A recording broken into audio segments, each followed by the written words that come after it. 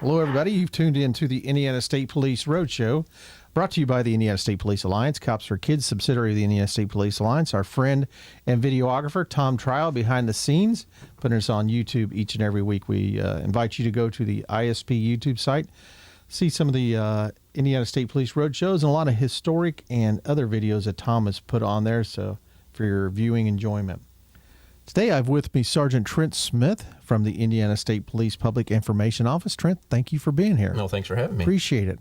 One of the new additions to the Indianapolis District Public Information Office. He's not new to the public information section, but new down here, kind of a transplant. But we're going to go back a ways and start out with Trent's history here. Trent, what made Trent Smith say, I want to be an Indiana State Police officer back how many years ago? Oh, going on 23 years now. Okay. Yeah, a long time ago. Yeah. Fresh out of college. And college where? I went to Bethel College in Mishawaka, Indiana. Okay. Played baseball there. Did you? Where was your high school? Penn High School, which is northern Indiana. So born and raised in northern Indiana up in the snow belt. Yeah. And it was just one of those things. I was a business major in college. Okay. Wasn't really sure which direction I was going to go. My dad was a federal probation officer, so I kind of had that in my blood a little bit. Yeah.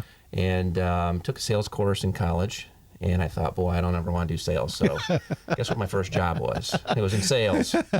What were you selling? At that point, believe it or not, cellular phones. Really? Yeah, it was, you remember when a cellular phone cost you about $1,000? You got 30 minutes to talk on it? Oh, yeah. So I did fairly well I had with one that, of the original, or I had an original, but I had a bag phone. Do you remember sure, those? Sure, yeah. We used to sell those for $199.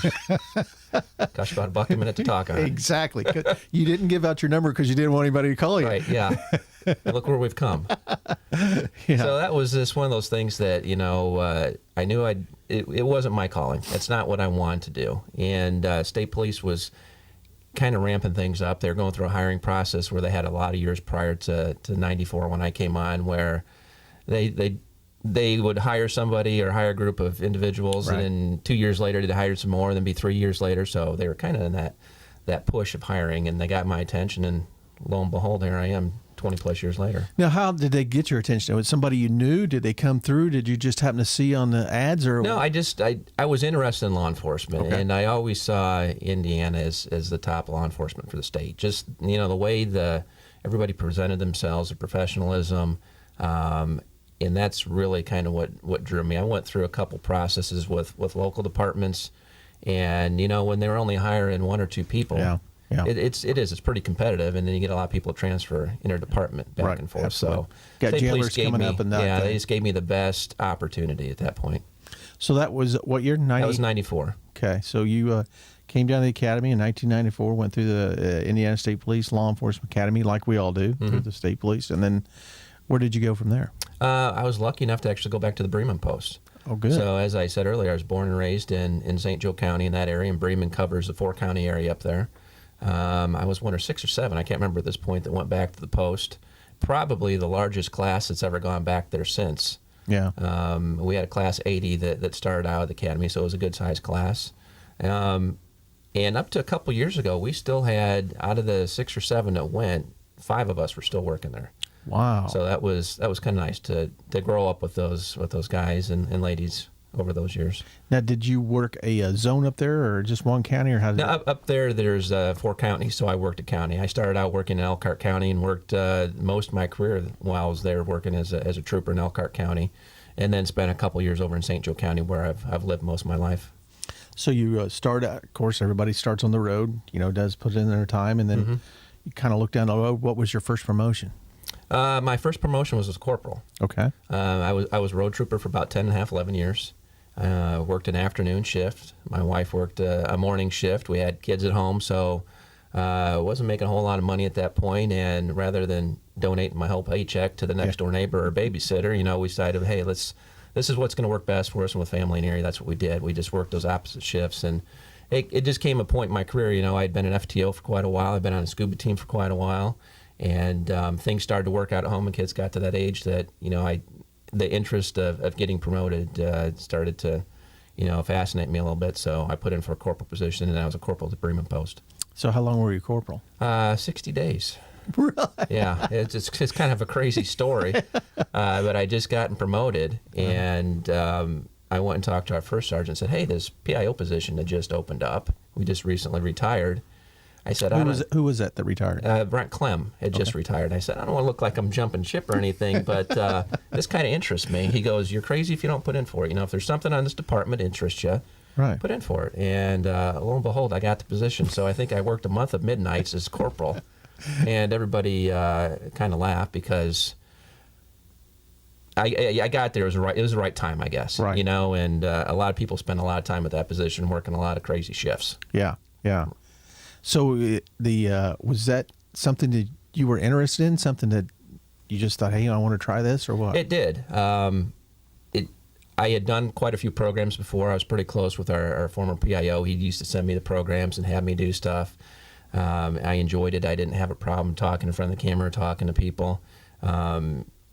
Believe it or not, there was a time on this department where we didn't have email and didn't have cell phones and everything else. So it was a whole different way that we did things back then. But it was something that interested me, and I kind of grabbed a hold of it and been fairly successful at this point, I guess, with the position up there. So what year were you promoted to the sergeant? Oh, I guess I should have looked that up. Well, I'm going on. I think I've been in position 12 years at this point, so it was around 2005. Okay, I was promoted to that position. So you were responsible, obviously, for the Bremen district up there. Did you have people helping you out also? We did. I mean, there's just so much going on behind the scenes that people don't realize with the position. It's they see you on the news, and unfortunately, you're on the news for a lot of tragedies, a lot of things that we don't like to talk about. But fortunately, that doesn't happen all the time. Yes. So a majority of the time we're doing programs for schools. We're talking to businesses. We're doing active shooter programs. We're doing seatbelt safety stuff and driver's ed things. So you can only be so many places. Luckily I had a great group of officers that I worked with up there that were able to help supplement, the things that I couldn't get to. Well, something that's always intrigued me, and you can see by the badges on your shirt there, and I kind of skipped over this, but you're also a diver for the Indiana State Police. What intrigued you to do that? What does make a person want to get in the water and look for dead bodies? I've never understood that. Well, yeah, it's funny you mention that because I've got a good friend up there that said, he'll break through a door with his SWAT gear on and knowing there's an armed individual on the other side, but he ain't getting in any freezing pond water in the middle of winter. I've never understood you guys standing up behind your trunk, putting this stuff on when it's snowing. That just doesn't I don't know. Yeah, it is one of those things that takes a different individual. Yeah. I always wanted to dive, and it always interested me, and I always had. You ever been diving before? Not just snorkeling, know, but it was it was one of those things that diving is an equipment-intensive sport. Yeah. And you have to stay on it, and not only is it going to cost you a few $1,000s to get started and go through schools and training and all that, but to maintain your equipment. So, you put those two things together, and when the state police said, hey, we're looking for some divers, I thought, this is a great opportunity to finally try and see what it's all about. Well, come to find out, it's not like Cancun here in Indiana. It's not on the pamphlets that you're in murky water. You can't see your hand here. Yeah, right. If I get a foot of visibility, I'm pretty excited about stuff here in Indiana. So, I did that for 16 years and moved throughout the program and ended up being the second in command of the state at a point before I retired a few years back from diving. Now, and people don't understand that, but a lot of your diving is just by feel. It is. You're searching for a body, you're searching for evidence, you're looking for things, but you can't see in Indiana, can you? No, you can't. And with technology, once again, it's changed quite a few things. Now you have side scan sonar, underwater sonar, things that will help you with locating things, larger objects, but you still get to a point that if you're looking for stolen items, or a set of car keys or a diamond ring or money or something like that underwater, sonar's not going to do you any good. So you go back to your last known location, and it's basically feeling around and looking for stuff, but you have to have search patterns set in place to know that you've searched every area thoroughly. And then another thing that people don't realize is that there's not sand on the bottom. There's a little bit of everything. A lot of times we're dealing with a foot or two of muck. Yeah. That you're dealing with, or if it's closer to shore, maybe even seaweeds and tree branches, and it can be pretty terrorizing down there sometimes, to say the least. Did the equipment change quite a bit from your 16 years? Yeah. It used to be whatever you could beg, borrow, steal for scuba.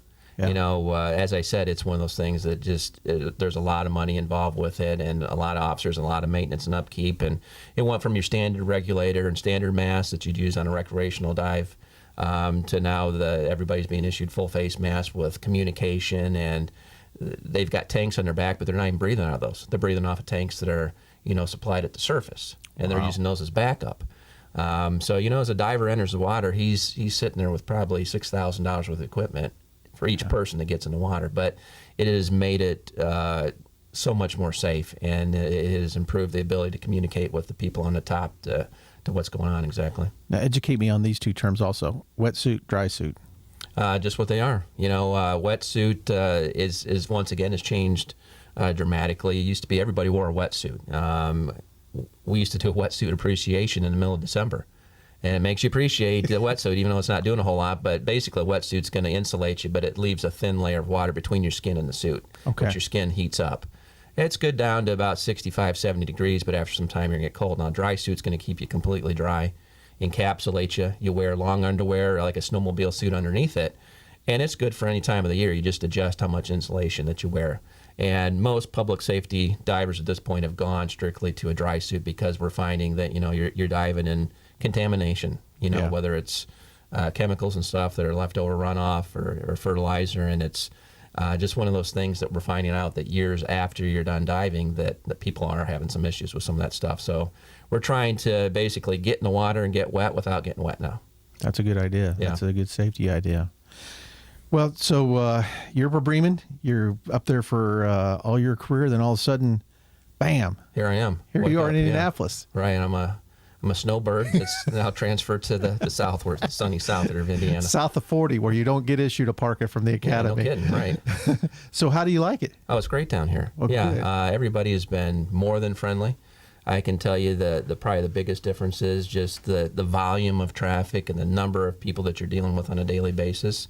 You know, my job hasn't changed any since I've moved from Bremen to Indianapolis, other than you're just busy. Yeah. You know, it's 24/7 down here. And the requests for the program seem to never stop. And it's just one of those things that we're constantly scheduling ahead and completing as quickly as we can. And we'll, just to let listeners know, the reason Trent came down here, his wife, who has a job also, got a job offer down here. So Trent came down here with her. We're glad to have him down here. He works out of the Indianapolis Post with Sergeant John Perrine. And that's not something unique also. Myself and Sergeant Anthony Emery worked together there at the Indianapolis Post for a while. And there's enough there to keep you both busy. Oh, my God. Yeah, there's more than enough there to keep you busy. And, you know, at this point, we're still trying to figure out what our roles are really. But John is taking care of a lot of the media, a lot of the requests and the things with news releases. And I've been taking care of a majority of the programs, the speaking engagements, that kind of stuff. It just, at this point, we're not sure if that's how it's going to continue, but it seems to help kind of ease the load for both of us. And then on top of that, you know, we're able to do a little bit more. Right. We can take on more programs. I know John had several troopers that were helping him out. And it allows those guys to go back to the road and do with their primary job. But in the same sense, we're still using a few of them when we need to because we're just that busy. Well, with the museum down here, I know you do programs there and take things there, right there in your back step. And the just amount of media here. Did you have that much up in Bremen? We did. South Bend had, it's one of the media markets here in Indiana. So, you know, we had all the stations and newspapers and that. It's just different down here. I mean, I was talking to somebody the other day. I said the things down here that happen on a daily occurrence, you know, the amount of accidents and wrecks and things. Up north they don't happen that often. So it's more media coverage. Right. So things down here that don't necessarily get the attention of the media up there would be front page news. Yeah. And then the major things down here, obviously, we're dealing with. So the coverage in that isn't really any different. It's just you've increased the numbers, the volume of it. Well, we're down to our last 45 seconds, so let me say welcome. Thanks for being here. Thanks for coming in, and thanks for what you do. Thanks for having me. We appreciate it, and anytime you want to come back, feel free. Absolutely. Sergeant Trent Smith, Public Information Officer from the Indianapolis Post, transplant from the Bremen Post. Glad to have him down here to speak with us today about his career with the Indiana State Police and what he's going to be doing down here at the Indianapolis Post. Again, you've been listening to the Indiana State Police Roadshow, brought to you by the Indiana State Police Alliance. Cops for Kids, a subsidiary of the Indiana State Police Alliance. We appreciate you tuning in to our roadshow.